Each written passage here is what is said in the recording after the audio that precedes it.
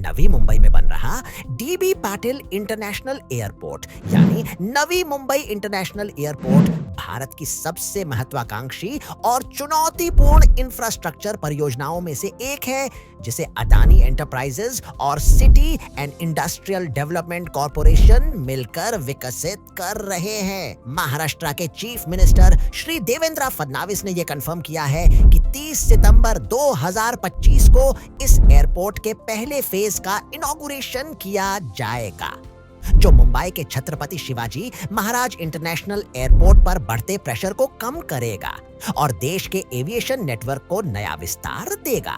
करीब 16,700 करोड़ रुपए की एस्टिमेटेड लागत वाली इस परियोजना को 3 फेजेस में पूरा किया जाएगा, जिसमें फाइनल फेज तक इसकी एनुअल पैसेंजर हैंडलिंग कैपेसिटी लगभग 90 मिलियन यात्रियों तक पहुंचाई जाएगी।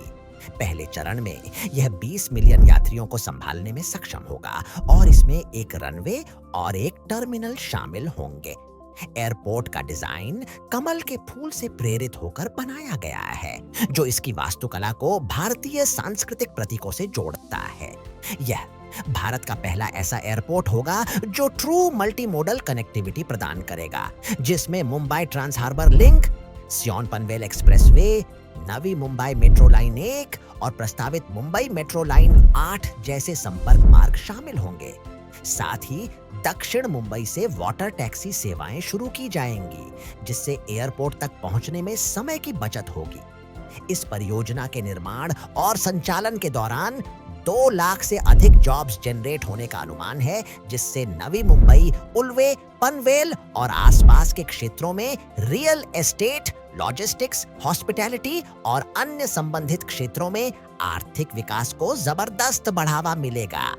इंडिगो एयरलाइंस पहले फेज में ऑपरेशंस शुरू करने वाली पहली एयरलाइन होगी, जो 15 सिटीज को जोड़ते हुए प्रतिदिन 36 फ्लाइट संचालित करेगी।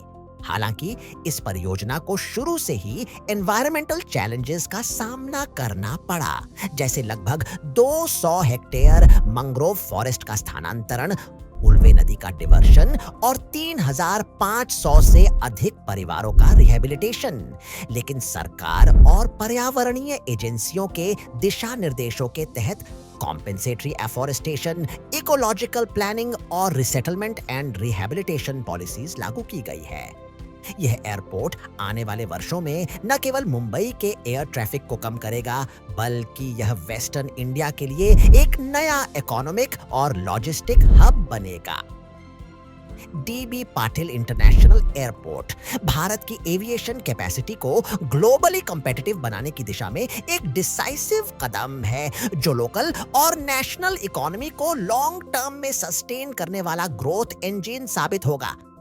आपको यह वीडियो कैसी लगी कमेंट करके जरूर बताइए। मैं आपका चाचा खबरी अगली वीडियो में आपसे फिर मिलूंगा। तब तक के लिए #WeAreGoBoundary।